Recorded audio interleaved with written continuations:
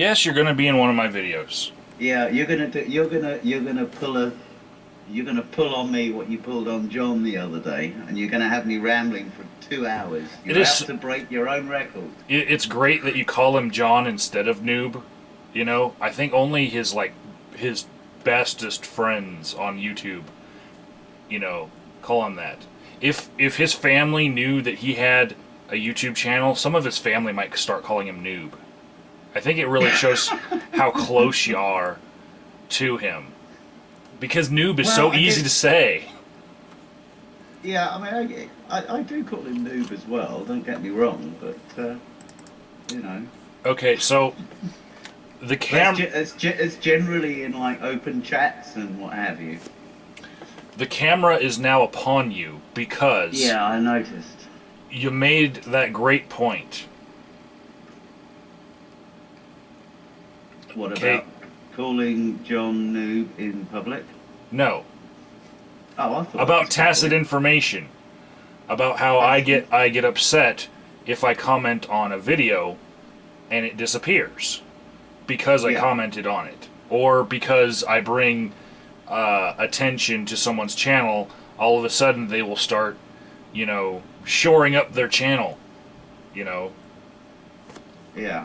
And I really think that all of that information is getting lost. And I hate that. And you had a good point.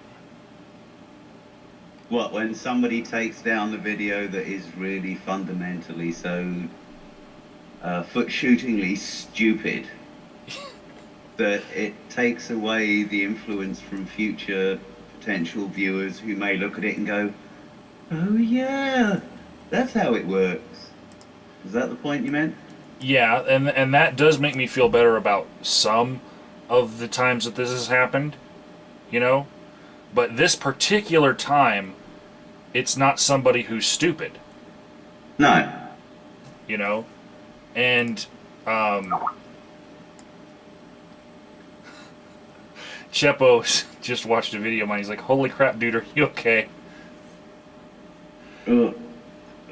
Which one would that be? Because the one that you can't see because of the privating issue.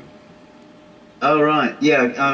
I did see your video the other day where you were expressing concern at her being in the hospital so far away and now being there against her will.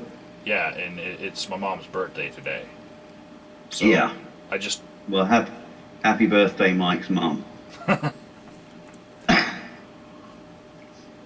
Okay, so in this case, I actually talked to her about the missing videos, and she told me that she just wants to... Before we go back to that, yeah, because I was kind of concerned about your mum as well after that video, and I can't see the private one. Is she okay? Have you had a chance to speak to her? You really have to qualify the words "okay." Within the delusion, is she okay? Are they looking after her? Are you happy that she's in the right place? She's being looked after. She's not being abused. She's as psychologically happy and stable as she can be under the circumstances. That sort of thing. Everything is par for the course. Okay. All right. Okay. She's not too stressed, hopefully. No. Okay. Hopefully it's fun for everyone involved. Right. Including the users of Thorazine, presumably. Mm-hmm. Okay. Well, one of them... Sorry, you know me, I try and find a grain of humor in everything. One of them gave her a hair bracelet, she called it, as a present. Hang on, somebody's sending me messages now.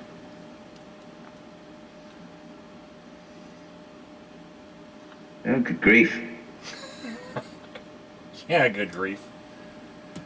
We should be better about, like, turning off our phones and crap before we record a video that everyone's gonna see. It's probably, like, some kind of courtesy. Oh, sorry, it's just phantom. When I was losing my day, because I lost another day yesterday. when I was losing my day, he sent me a "Are you there?" message. So like 18 hours or so later, I sent him an IR baboon type IR now, and he's just gone, huh? Oh.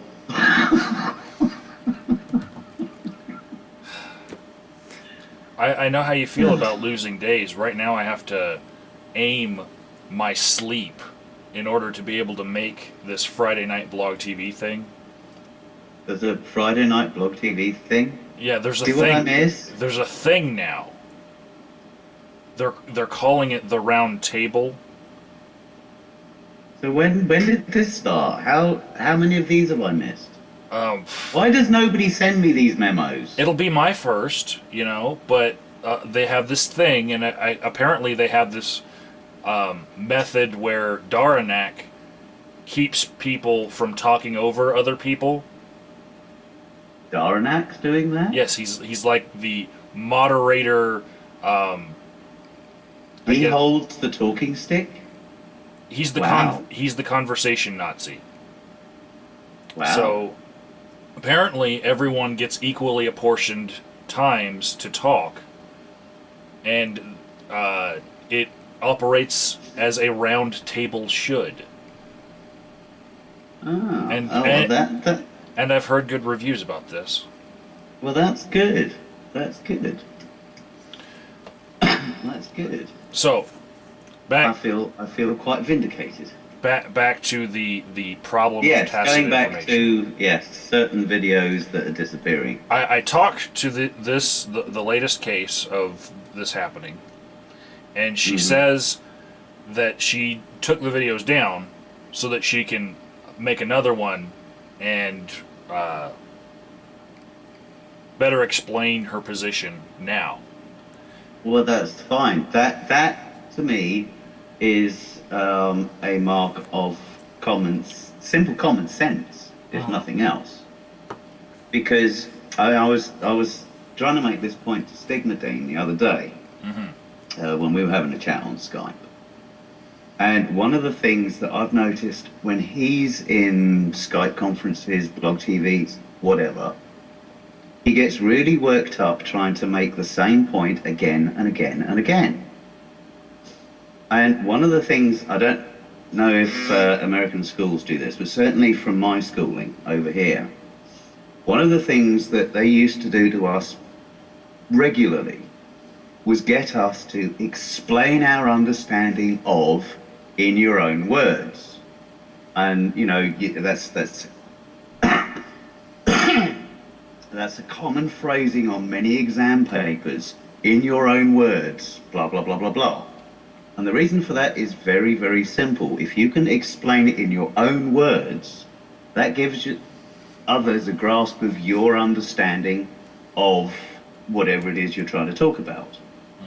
And rather than going in and saying, you didn't understand it, watch it again, or let me tell it to you again, and just repeating the same thing time after time, taking something away, re-explaining it in your own words, basically what you're doing is you're acknowledging, okay, I didn't get what I was trying to say across last time, so I will try again.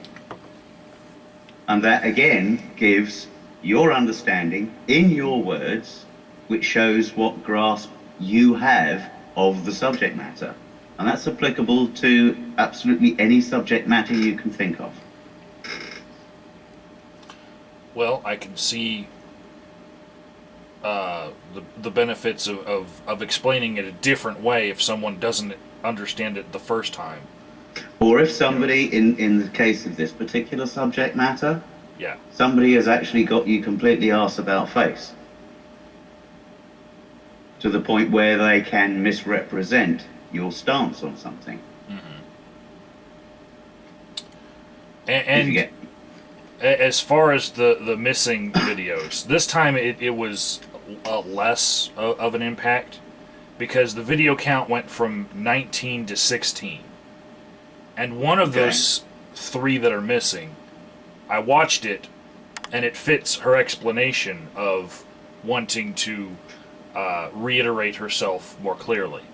So I can accept what she's saying about that. But it does make me fear for the way that, once again, I have the rule of, backing up someone's channel before I comment on it, in any sort of critique. Because I've seen this happen so many times, Okay, can I ask you a question? What's that? All right, let's say, for the sake of argument, all right, I put out a video. I get absolutely smashed off my skull one night. Okay, it happens. And I come in and I make a drunken video spouting my mouth off, shit talking half a dozen people, or half a dozen ideas. Okay, and I just upload it. People do this. Yeah. Okay. Or I'm not sure about making a video, but I make it anyway, and I screw it up. But in watching it through, I think, well, yeah, I can't think of a better way of doing it, and I put it up. All right. And then you download a copy of it. All right. Able to rip absolutely everything to shreds. Okay. And I realise, okay, well, I could have actually said that a lot better.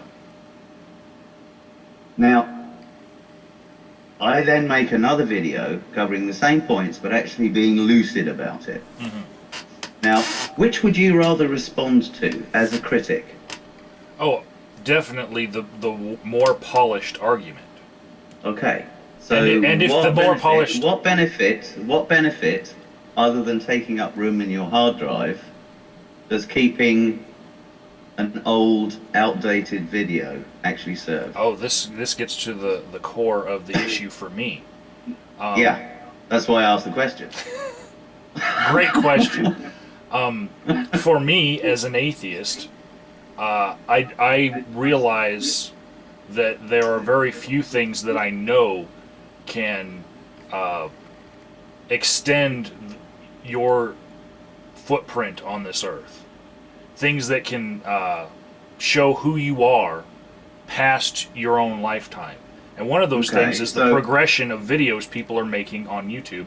One of those things is music that people write, authors of books. The things that people leave behind are very important to me because I don't see an afterlife at all. But these are a ways to, to show people who you are past your own death. So within that explanation, what purpose does a legacy of outdated opinions actually serve? Opinions that have been changed and have evolved, addendums and they've evolved. It shows that people have evolved. It makes them more human. Okay. It shows the progression. As a video content provider, what mileage, other than potential embarrassment for a person, would showing such an evolution within a specific individual actually serve? Well, therein is a difference between the way that I see learning and other people see learning. A lot of people don't like anyone else to have any access to proof that they learned something, that they once had, either no opinion on a subject or the wrong opinion, and then, proof of a before and after. They don't want it out there. Okay. It's seen as weakness to some people that they have it out in the world learning something. Can I ask another question, personal question?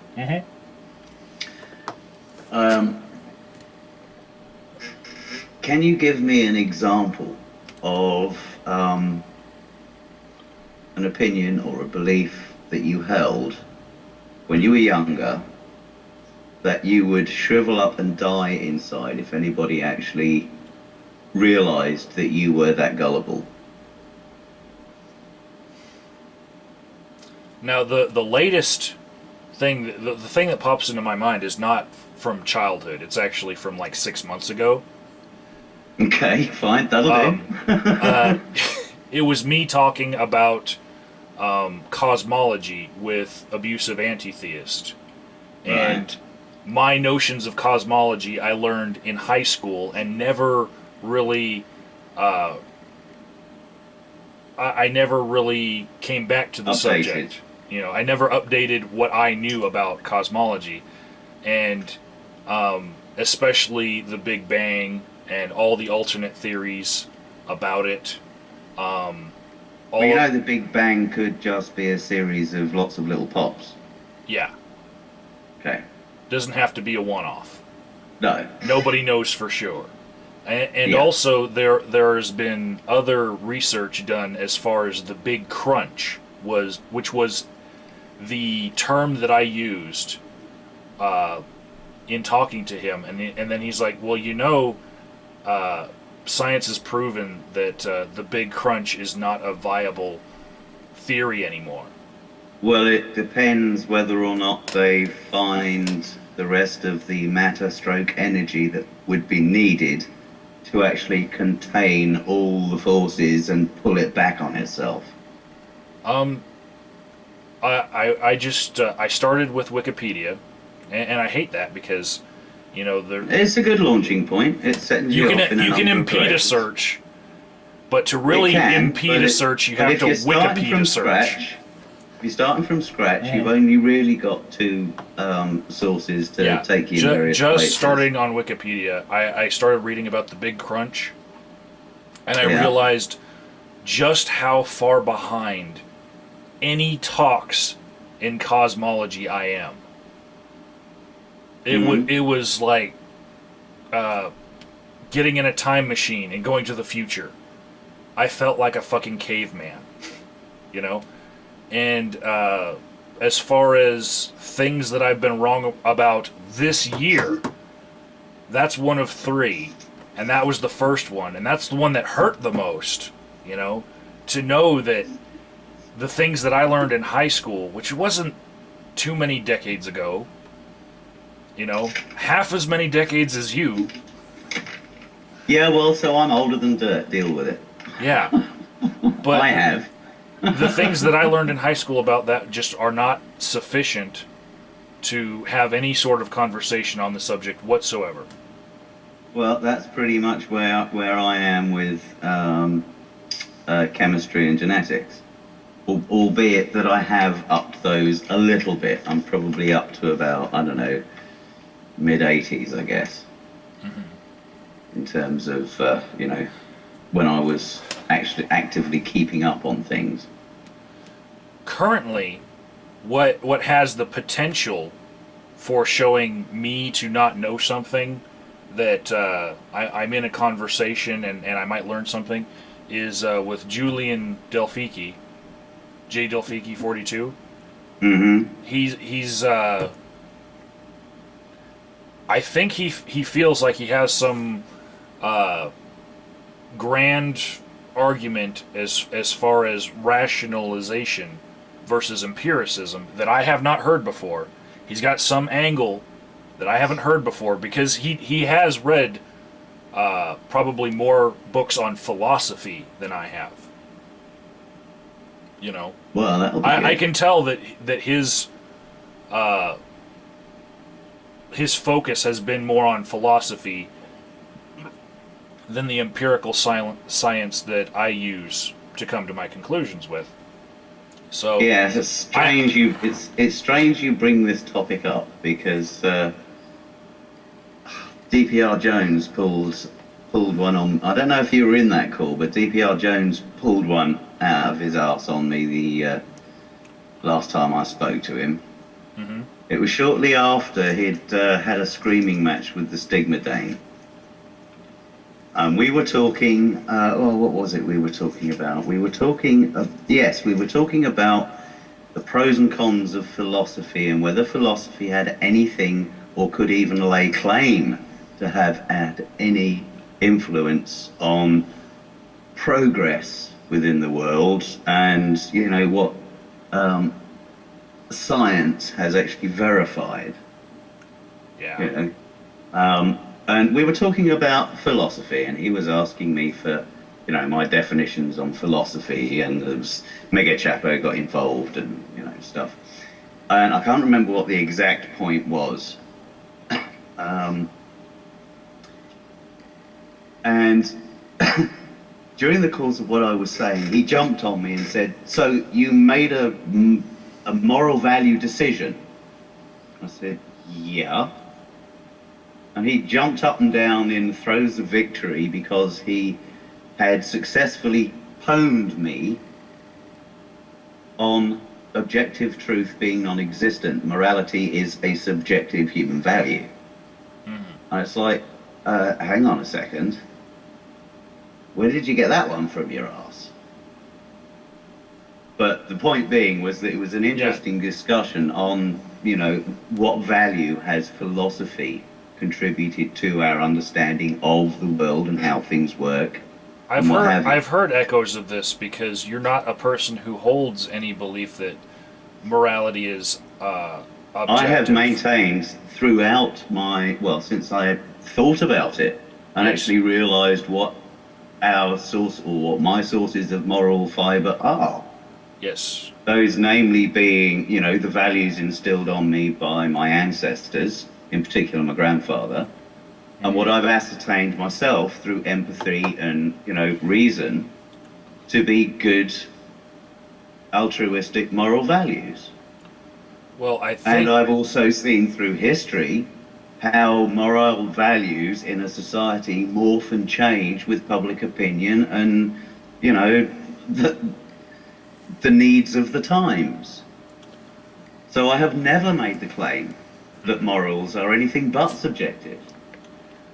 Was it the case? But the incident raises 2 points. Mm-hmm. One, in the context of what you were just saying about, the philosophical approach as opposed to the empirical approach. Mm-hmm. And one of the points I was making was that philosophy has actually been the germ seed to a lot of scientific endeavor.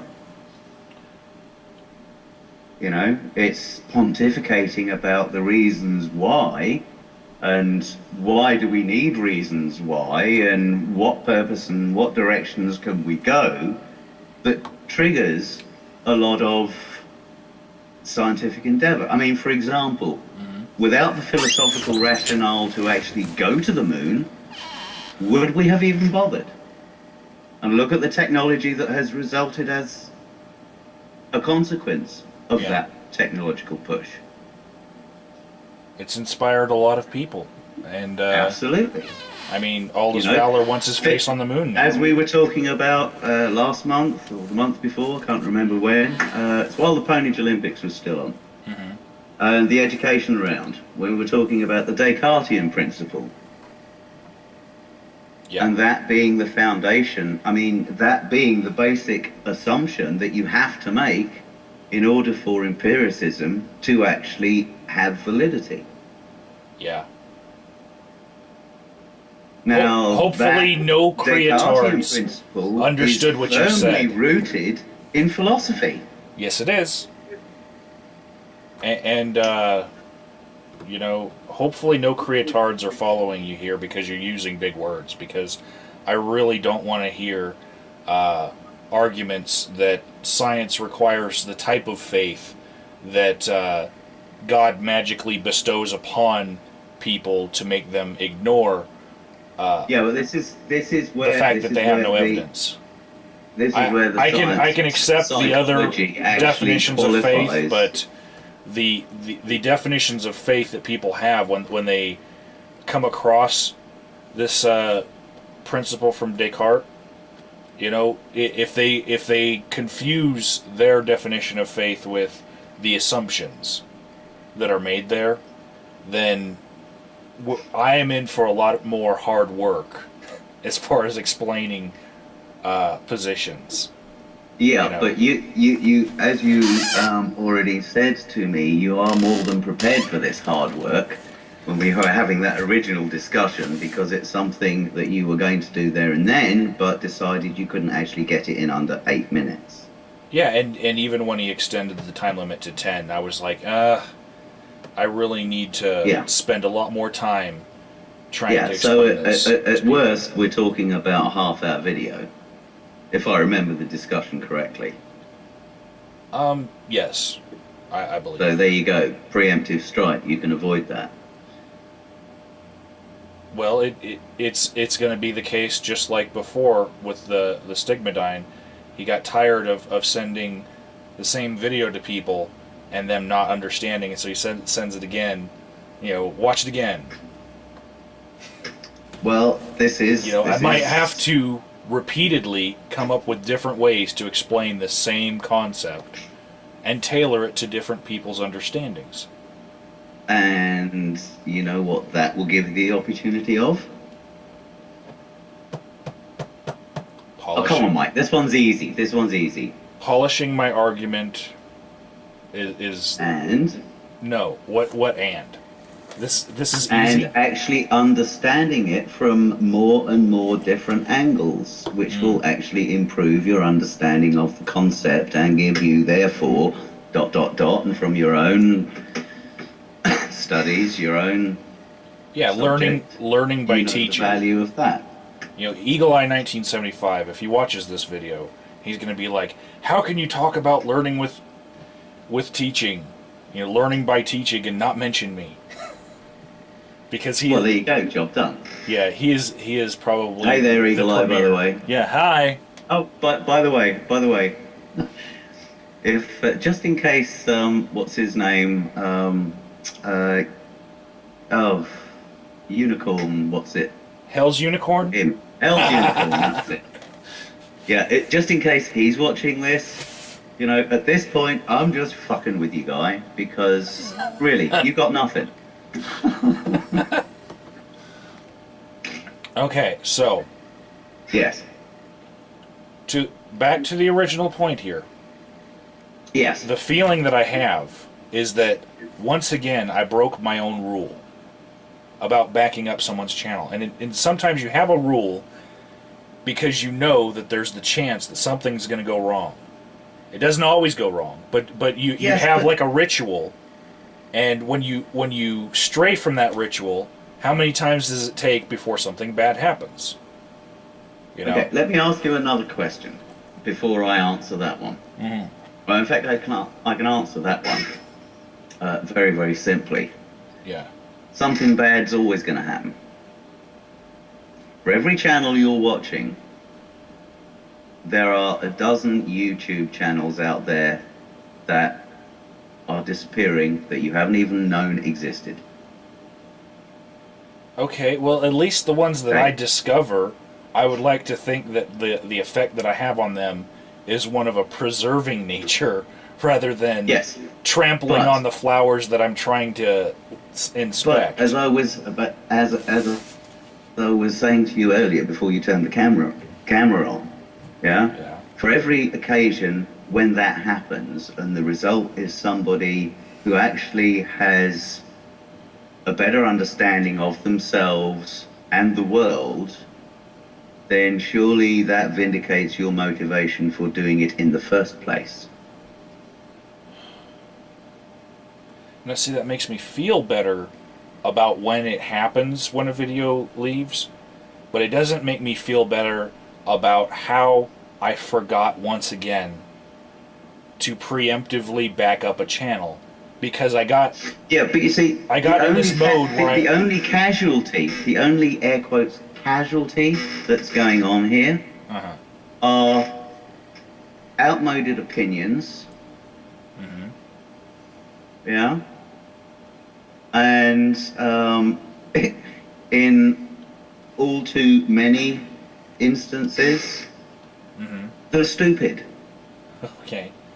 But so really, when the casualties are something that is past and something that is stupid, really. Well, here's my argument about that. Stupid opinions count too. Yes, they do. And if I am an archaeologist looking back in time from 1,000 years in the future, I want to know what people really were like, not just the polished parts of them. And at least, if people don't want their things public while they're alive, if they want to look polished to the people of the present, they could at least not delete the video and just unlist it. That way it's on some server somewhere, and, you know, for the people that actually want to know who you were for the entire span of your video making, rather than just the polished parts, they can see that. You do realize that there are servers out there that do take backups. Yes, the Wayback Machine is excellent. Yes.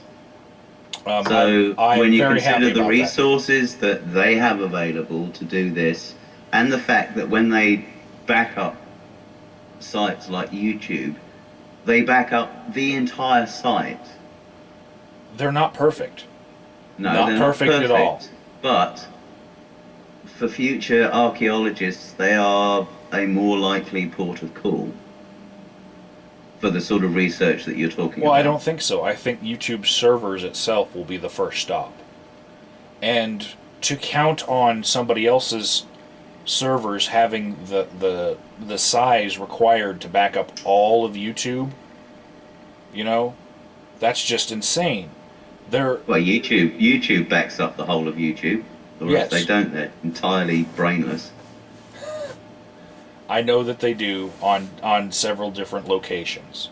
But for the Wayback Machine, I've gone to people's YouTube channels that were closed by them, and none of the videos show up. But the script for the page is there, and the general look of the page and the About Me section will be there, but all of their videos are gone. Because it didn't back up the video, it just backed up the channel page. Okay, so for backup purposes, okay, good point. Valid reason for doing it. One of the channels that I should have... Before you actually move on, because that sounds interesting what you're going to go on to, but quick question. Okay. The archive that you're making... Yes.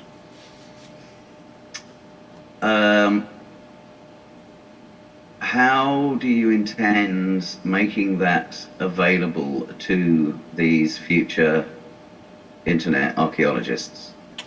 Well, one of the ways I have done this is on my own channel, unlisted, I have put a few videos that were very important in back and forth conversations that I had on my channel with people, and then those people closed their account. Well, I had those videos because, you know, I was taking clips and then responding to them in that style of video making. So I already had the videos, but their end of the whole conversation just dropped off the internet. So for those videos that I had that filled in the blanks of this one-sided conversation that I'm then having, I actually put those videos unlisted on my channel so that they can be found. Okay. And but that the entire archive that I have. That to be honest is I'm not disagreeing with it as a policy. You know, because it's perfectly valid.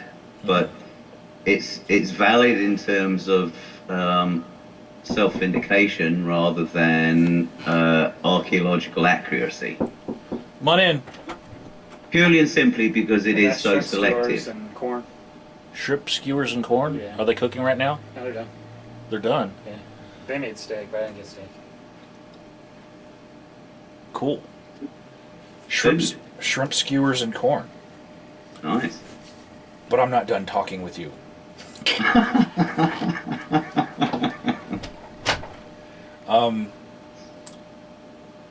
One of the channels that really bothered me when it went down was LovingDoubt. Yes. She had a series of 19 videos detailing her deconversion.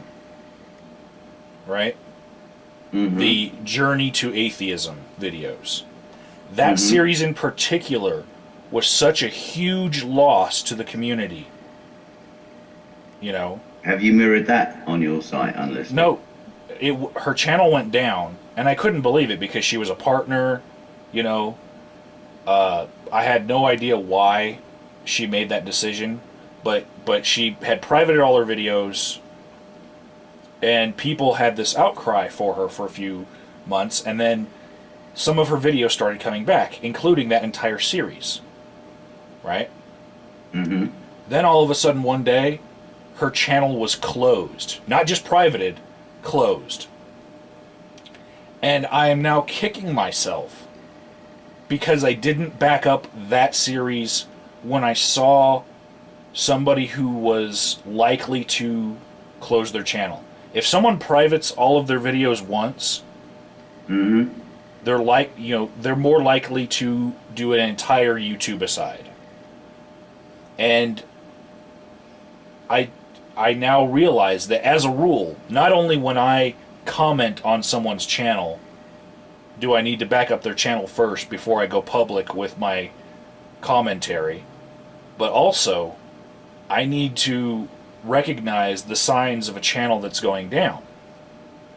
Okay. So when Aldous Valor set his channels to private, I went and got every single one of his videos. Yeah, so did I. And mainly because I hadn't seen all of his back catalogue and I wasn't going to be robbed of it. Yeah. and that was a huge nab. I mean, he had a lot of videos. About half as many as I do. About 15 gigabytes worth. So, I learned another rule on top of that, and that is you have to recognize the signs that this information is disappearing. Okay, well, I want to throw a channel at you now. Go right ahead. It's also referring back to your chat with John. K2DK. Already have it backed up. You have? Yes. Okay. I had someone ask me previously to back it up. Yeah, I have to say... And that was previous to his latest stuff. I'm a little concerned, a little worried for James at the moment. Yeah, when he had the fallout with Aldous, that's when I was told to back up his channel, because he could, just call it quits for all of YouTube, because Aldous' friend base was very similar to his friend base. A lot of the friends were the same, and maybe he would have felt that he didn't have any friends left here on YouTube. So, already backed up. We're looking for the signs now of people that are going to pull their stuff. If not just, making a policy in the future to back up all channels that we have anything to do with. Even the people that swear that they're never going to take their channel down, they could be hacked. And when I have the resources to back up all of my friends' channels and all 800 of my subscribers, I will do that. I'd love to, have a program that would crawl through their channels and download them all with less mouse clicks, because a lot of them have more than just 19 or 16 videos. Not to mention the ones that they've got unlisted. Okay, now you're just making me sad because I don't know how to get to those. Yeah, and that's just the unlisted one. I mean, I can't even get to this one of yours that you shared with me that's private. So you know, how are you going to access the private ones? See, I didn't want to lose the list of people I shared it with, setting it to unlisted, but I guess I can just remember all the people again. Yeah, And just set it to unlisted. As lofty a goal as it is, and I applaud your efforts on that regard. But to be perfectly honest, and speaking professionally as well, Yeah. Your best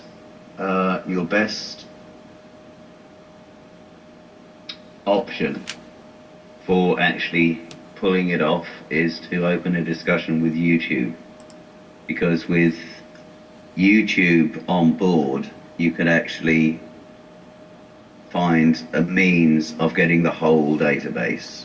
Well, now and making sure that that is secured. Here's one of the problems with that. As you've already alluded to, YouTube are quite good at backing up channels and what have you, but videos go and they're gone. Well, that's the Wayback Machine. Now, well, yeah, you're right. When they get deleted, somehow even the backups, I don't think they keep. And I think there might be legal ramifications to that, because if someone deletes their video from YouTube, does YouTube have the right to hold on to it? Yeah. Now, I don't even know that I have the right to hold on to what I have, but I'm not putting it out there for people in this lifetime to see. You know, I'm not going to put it out there in order to be sued or DMCA'd. I'm saving these things for a different purpose, a posterity purpose. So, but YouTube, by just holding on to the video in a completely privated, even the user, him or herself can't see it, they might still have a legal problem. You know, because it's partly owned by the person who uploaded it. And by deleting it, they're taking away their permission for YouTube to have it anymore.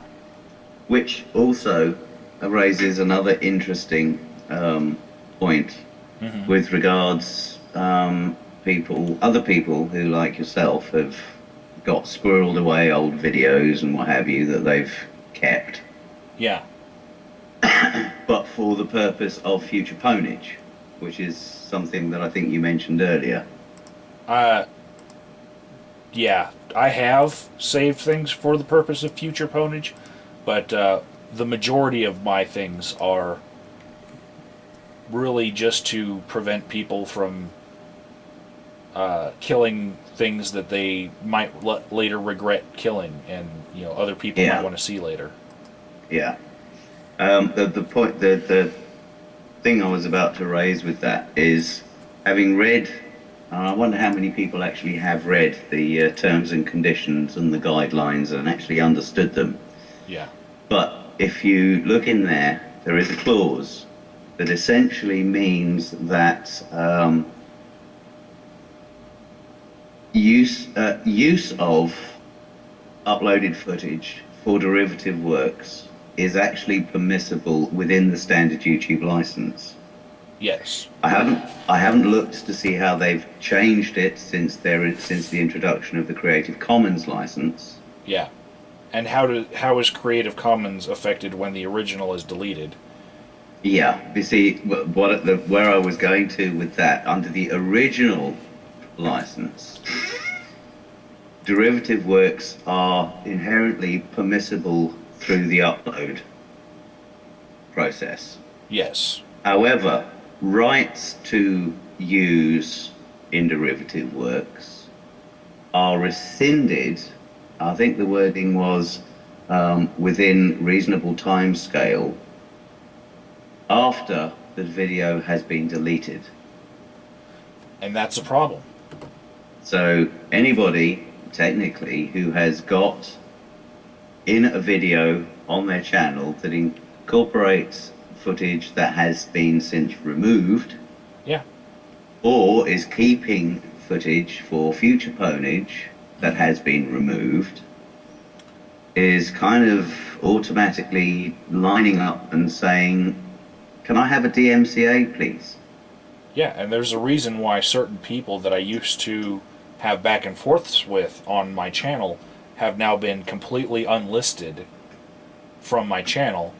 There's a reason why I only have 600 out of 700 videos public, and that's because I fear DMCA from certain people that might not want any of their juvenilia out there anymore. You know, they might not want any proof that they didn't know something that they learned. And actually, on that note, whilst you're talking, I'm just going to have a quick look at the terms and conditions just to see how it has been changed with the introduction.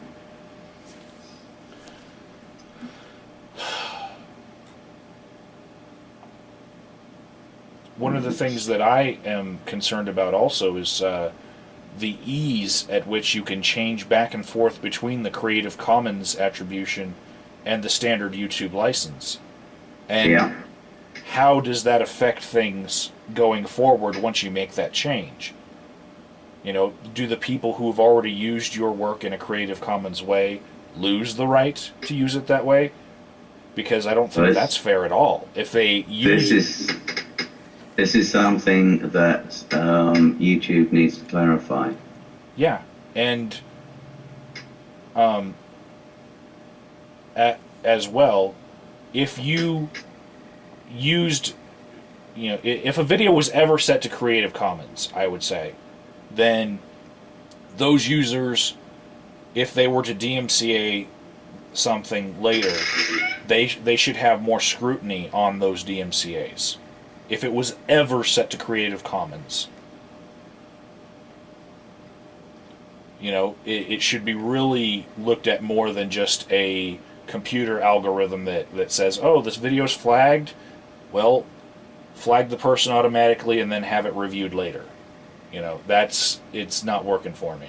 It's not working for the whole community. No. Right, okay. This is what it has to say about Creative Commons. Yeah. And I don't know if you've got me full screen or not, but I will... This is the Creative Commons page. Yeah, I'm already there. Alright, okay. License provides a standard way for content creators to grant someone else permission to use their work. YouTube allows users to mark their videos with a Creative Commons CC BY license. Attribution, reuse allowed. These videos are then accessible to YouTube users to use in their own videos via the YouTube video editor. Attribution is automatic under the CC BY license, meaning that any video you create using Creative Commons content will automatically show the source video's titles underneath the video player. You retain your copyright, and other users get to reuse your work subject to the terms of the license. For more information, a summary of the full legal code with full license accessible at the bottom of the page, please visit this page. Blah blah. Yeah, and CreativeCommons.org is not YouTube. They're just using the legalese. Yeah, they're just using their legalese.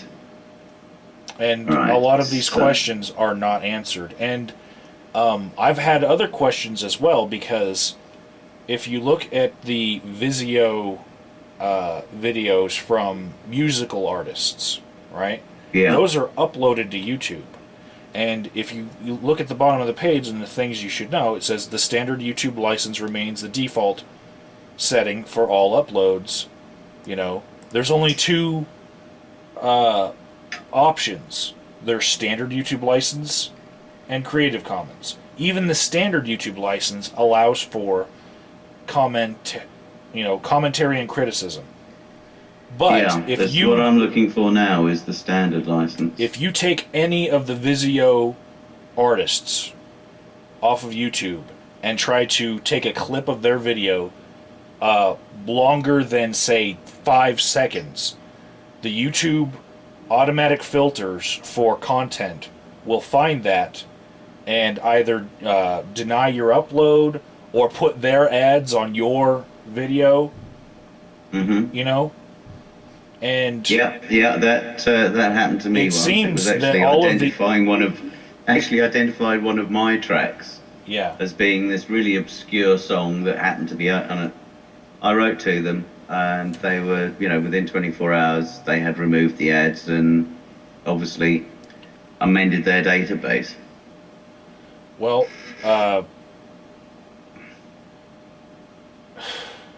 it seems that those users that are using YouTube in a way in a commercial way, they seem to be on a different legal playing field, and even large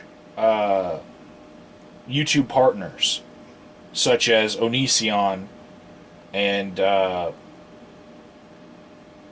couple others, the ones that have more than 1 million subs to them. Yeah. If you use content from their videos, the same thing will happen. Yeah.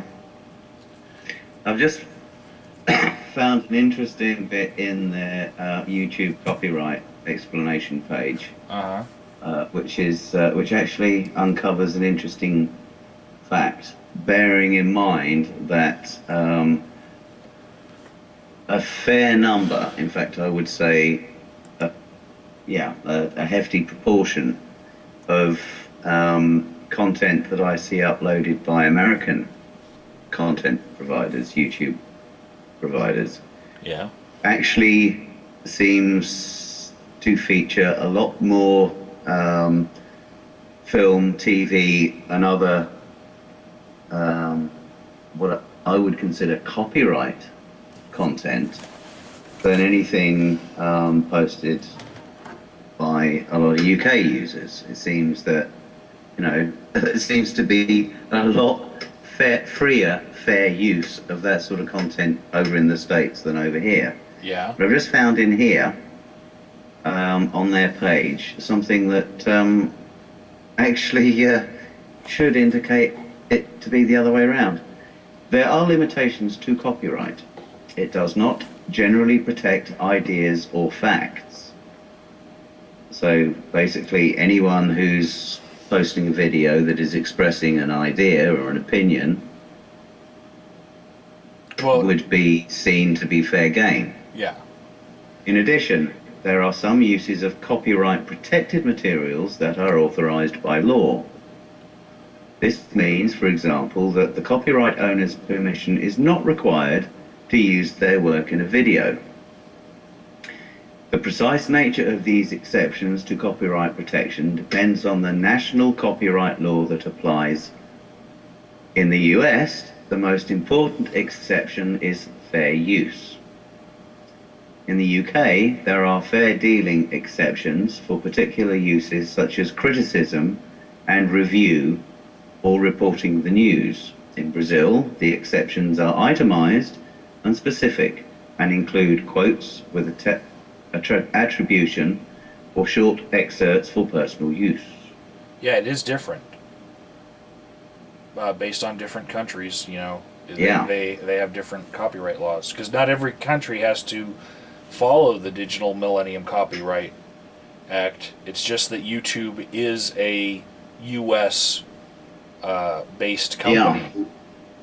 Which kind of turns it. I'm just trying to look at it from YouTube's point of view here. Yeah. Kind of makes it a bit of a minefield for them.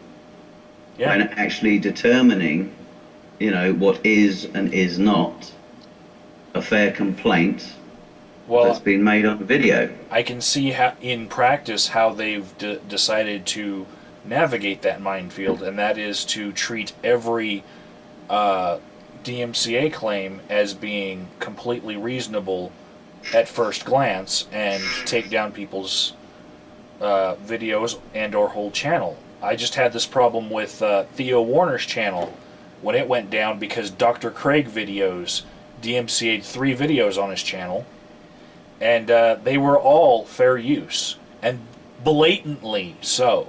I mean, any trained chimp could have seen that those were fair use criticisms of Dr. Craig's videos. Yeah. But he got DMCA'd and his whole channel was down for days. When you consider that the majority of, air quotes, false flags are videos that are commentary on opinion, i.e. you put a video up expressing your opinion on something, I put a video up countering that using clips from yours and so on, yeah? That falls in very clearly with, where's it gone?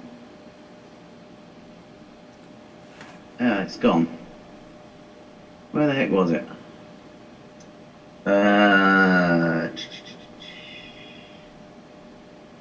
Yes. Copyright does not generally protect ideas or facts. Yeah. And when people don't even use a clip from somebody else and they get flagged for a video criticizing them, you know, and yeah, using it as a tool to basically send the message, I disagree with your opinion, or I think your channel sucks and I want to see it closed, yeah, is reprehensible. And what's worse than that is to later hear the rationalizations from the people who do that. You know, I've even heard people say, "Oh, well, he was just a troll anyway." You know. Yeah, I think the one that as if there's a certain set of people that don't deserve rights because they have opinions that you don't like and you consider them trolls. I hate hearing that. I know this is an aside, but I can't help being thrown back into my my dick sparring with Hell's Unicorn. Who's is bigger right now? By the way, that's more or less what it is at the moment. Who's driving the Camaro and who's driving the Ferrari? Let me know. You know what? I don't care what he's driving. You know. Well, in a dick sparring competition, it's who crosses the finish line, or rather, who gets out of the car first. That's the point. Well, you have to take into consideration all of the dick extending accessories that someone has brought to the table when you're dick sparring. Only if you only have to take these into consideration if you're deficient in that department. Come on, you know this. Well, that's probably why I am arguing for taking it into consideration, I suppose. Thank you for ruining the end of my video with that line of reasoning that just makes me a small dick motherfucker. Hang on. There you go. Do you want that back? Yeah. Get my cock out of your ear. Actually, I was being ironic. No one's going to take it as irony. They're just going to say, "Hey, I heard you have a small dick," and leave that in the comments. Hey, I heard you have a small dick. Just like you gave John the strawberry comment. Oh yeah. I was trying to figure out, knowing your what's it? Your yen for The Sopranos. I don't know if that's the right cauliflower, but your passion, I remember it's a reference to you mentioning them in passing at one point. Yeah. Recently, I was trying to actually put that in a Sopranos type, typing thing. Well, here's the deal. I got deal. the strawberries here. I'm not editing this video. I'm just going to hit the power button. I'm going to put it up. And if I get any comments that I have a small penis because of my discussion with you, what does that make you? You're like a penis subtraction device in my life. That's what it'll be. Well, if that is indeed the case, then I apologise, and you are more than welcome to. You're like swimming in the Atlantic Ocean. My cock in for anything that yours can't handle. Really? I'm welcome to put your cock into anything that mine can't handle because... No, I said you are welcome to draft my cock for anything that yours cannot handle. Draft. Okay, well, here's the thing. I know a certain individual here on YouTube that has made the statement that there is no scientific evidence for gay people being born gay, and he thinks that they all just choose to be gay. And what I was going to offer him was that to prove that there's scientific evidence that people can choose to be gay, why don't you choose to be gay, and I'll fuck you in the ass. And then there will at least be one case study of someone choosing to be gay rather than, being born that way. But since you made the offer that things that my penis can't handle, yours can, I think we'll have you fuck him in the ass. I've already got your evidence. If he takes me up on the offer. There's no need. I've already got your case study evidence. Okay? Really? Now, obviously, part of the scientific process is falsification. Yes. Yeah? Right. So, how's about an individual that has tried to be gay, has tried to make that choice, and utterly failed because it's not within the makeup? Who tried? I think I know.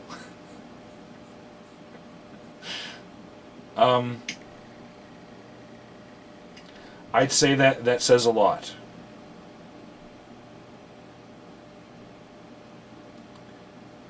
And if you're not ready to give your all to a job as a bartender, you really need to find another profession.